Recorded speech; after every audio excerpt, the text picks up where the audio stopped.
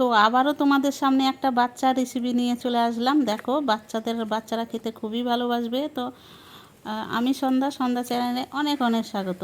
তো দেখো, একটা পরোটা ভেজে নিয়েছি। তো পরোটাটা উপরে দেখো গাজর দিয়ে দিলাম আমি, তারপরে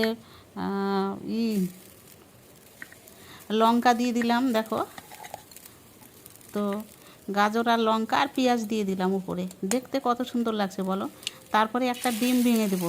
তোমরা রেসিপিটা কিন্তু দেখো ভালো করে, বাচ্চাদের বানিয়ে দিবা।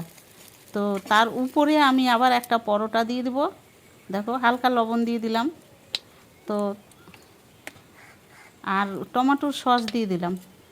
তো দেখো, আর ডিমটা একটু ছড়িয়ে দিব যেন সম্পূর্ণ পরোটার সম্পূর্ণ গায়ে লাগে। এইভাবে আমি ভালো করে একটা চামচের সাহায্যে ছড়িয়ে দেব।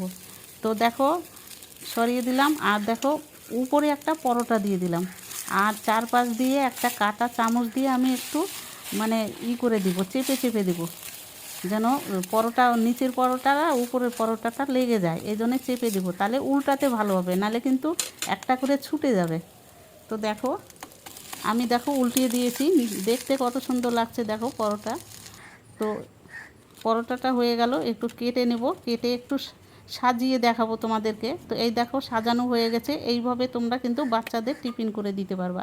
আর উপরে আমি একটু সস দিয়ে দিলাম দেখার সৌন্দর্য করার জন্যে। দেখো, তো এইভাবে তোমরা বাচ্চাদের টিফিন বানিয়ে দেবা, খুবই সুন্দর হবে। বাচ্চারা খুবই খেতে ভালোবাসবে বা স্কুলে যেতে চাইবে এইসব টিফিন নিয়ে।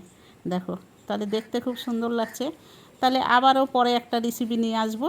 তোমরা ভালো থাকো।